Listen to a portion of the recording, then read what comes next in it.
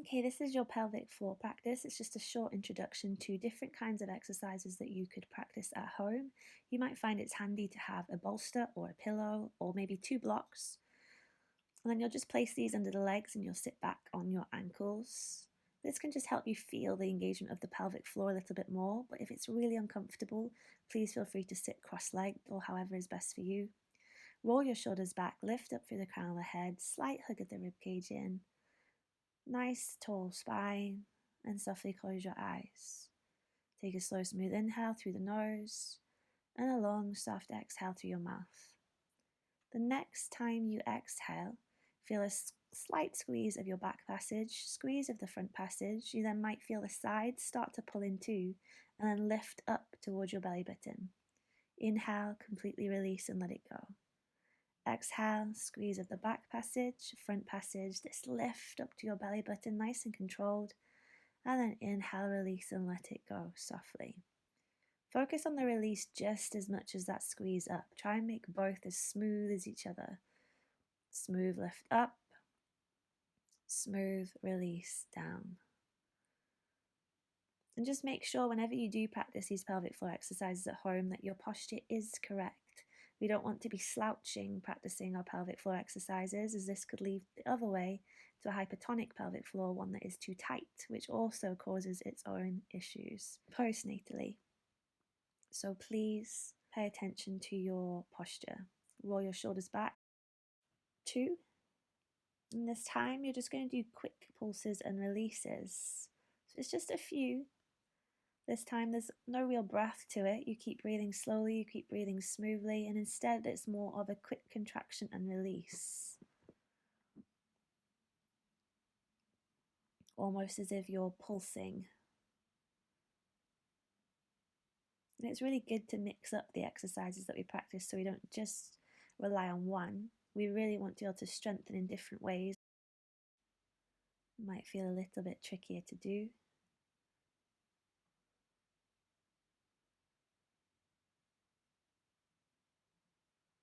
And just starting to release it, have a wriggle. Number 3. This is a little bit of a trickier one. You're going to take a deep breath in. And as you exhale this time, it's as if you're in a lift. You still squeeze the back passage, the front passage, and then you start to lift up to your belly, but you lift in a stage of 3. So you're lifting up on that exhale for 1, 2, 3. Then that lift is going to go down on the inhale. It's going to go down for 1, 2, 3. So as you exhale, squeeze, and then lift as if you're going to the first floor, the second floor, the third floor, and then inhale, release as if you're lowering to the second, the first, the ground floor. Quite tricky to do, so do this a couple of times. And again, you'll notice over time that it gets stronger. It might feel particularly tricky to lower slowly at the moment.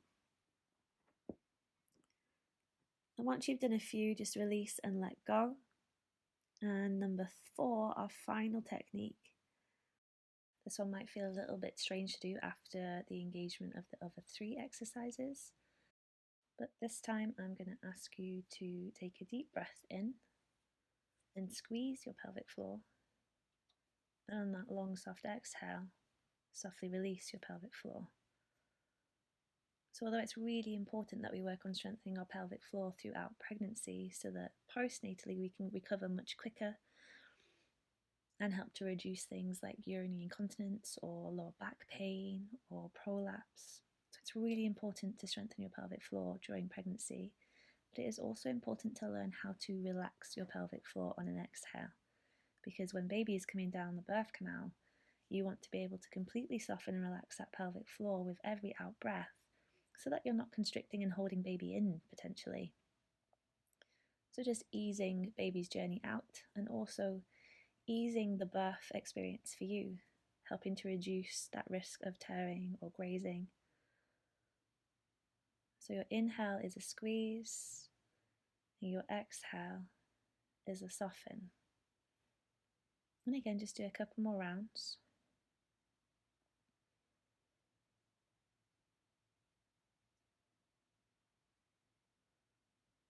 And then the next time you release and let go of that pelvic floor, completely let it go. Just come off your props and just sit comfortably for a moment. There's a few other ways that we can practice these pelvic floor exercises. You could sit onto the edge of a block or a cushion. Again, make sure your posture is correct throughout. You could rest your elbows on a bolster or a couple of pillows and be in more of an all-four position. Elbows under shoulders, knees under hips, slightly wider. Try not to dump down into the lower back so there's a hug of baby in, to keep that core slightly engaged and your spine nice and safe. Or you could bring a cushion or a block between your legs. You could stand up, press your back against a wall, and just slowly sit down into that stance and engage your pelvic floor here whilst working on your thigh strength in a squat position too. And if you're doing those kind of exercises, you'd want to be exhaling, squeezing your pelvic floor, and inhale, releasing. If you have any questions, please let me know. Otherwise, enjoy your regular and daily pelvic floor practice.